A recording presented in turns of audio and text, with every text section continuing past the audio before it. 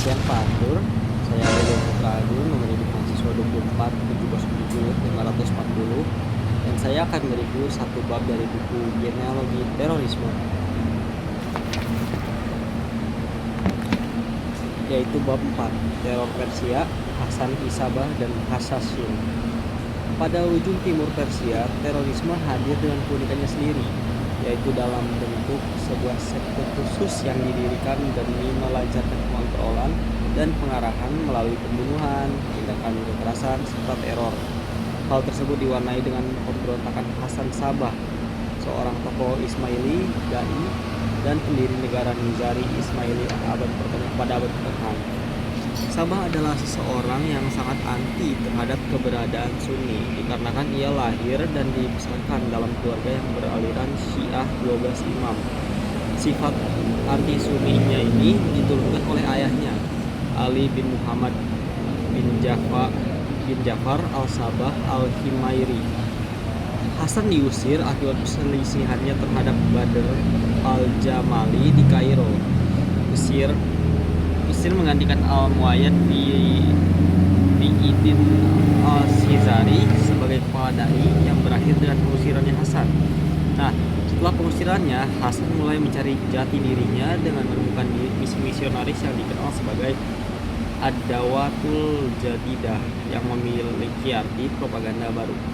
Dalam dukungannya terhadap Al-Mustansir dan putranya yang ia mulai dalam perlawanan terhadap dinasti Saljuk.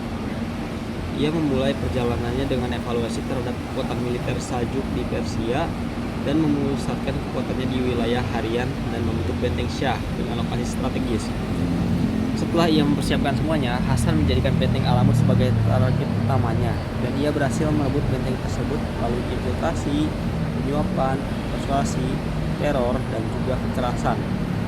Hasan mendirikan negara Nizari Ismaili di Persia dengan Alamut yang tidak dapat dipenetrasi. Dengan Alamut sebagai fondasi awal, Persia mulai menggantikan Arab, memperbesar pengaruhnya melalui pembunuhan dan teror yang disebut sebagai pembunuhan Nizari.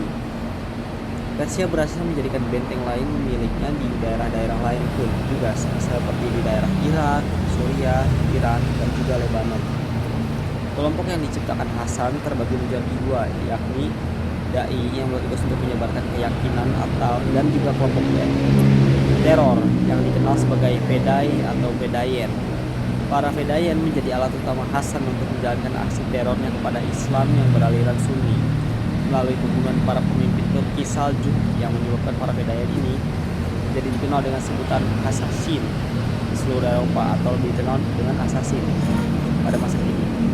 Para Fedayen sangat loyal kepada sang Grandmaster mereka Hasan Isabah karena dia menjanjikan mereka surga, di mana surga itu diubah oleh sang Grandmaster Hasan Isabah menjadi sebuah lembah yang tertutup menjadi taman besar yang indah, dan yang tidak hanya dipenuhi dengan buah-buahan namun juga dengan pavilion dan istana-istana anggun di atas air yang diisi dengan sejumlah wanita dan gadis cantik yang bisa memuji mereka dengan tarian, mainan alat musik, nyanyian, dan juga suara merdu yang menawan.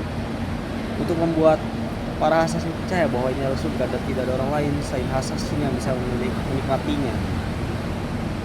Sini kemudian menjadi teror melalui metode pembunuhan mereka yang kejam. Hal ini mempunyai kemiripan dengan Sikari, yaitu Yahudi Palestina abad pertama. Namun yang membuat Hasasin berbeda dari Sikari yakni mereka tidak bersikap ramah kepada korbannya. Namun perlahan mereka mendekati dalam bayangan pada waktu siang dengan cahaya matahari atau pada kegelapan malam dengan sinar rembulan yang tipis. Mereka mendekati beserta dengan belati tajam yang disembunyikan di balik jubah-jubah gelap, yang kemudian mereka akan mendekati para target mereka diam-diam dan menikam jantungnya. Namun Hasasin juga tidak selalu membunuh. Mereka juga kadang menebarkan teror seperti Sultan Sanjar yang melakukan kampanye terkait perlawanan terhadap Hasasin dan Hasan Isabah. Ia menemukan belati tertancap di tanah pada samping tendanya ketika bangun di pagi hari. Tidak lama kemudian ia menerima surat dari Hasan Isabah yang berisikan, "Belati ini akan tertancap di jantungmu jika kamu tidak bersikap rendah hati." yang diikuti dengan terbunuhnya saudaranya, yakni Muhammad secara misterius. Kemudian mereka memaksa Sanjar untuk berdamai dengan Hasan Isabah. Assassin adalah suatu kelompok yang sangat amat keji dan mereka ditakuti pada Eropa dan juga Timur Tengah. Namun, setiap kerajaan pada akhirnya pun akan jatuh, dan begitu juga dengan para assassin.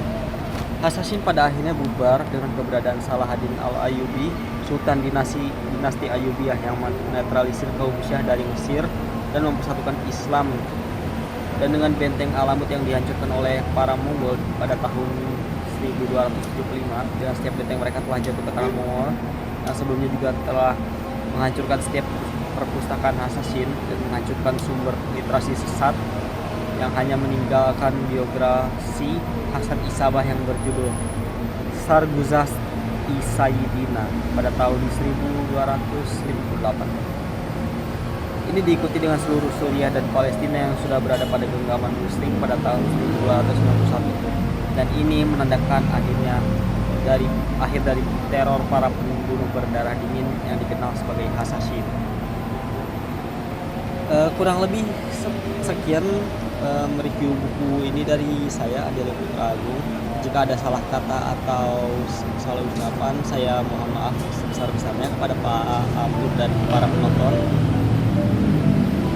Assalamualaikum warahmatullahi wabarakatuh.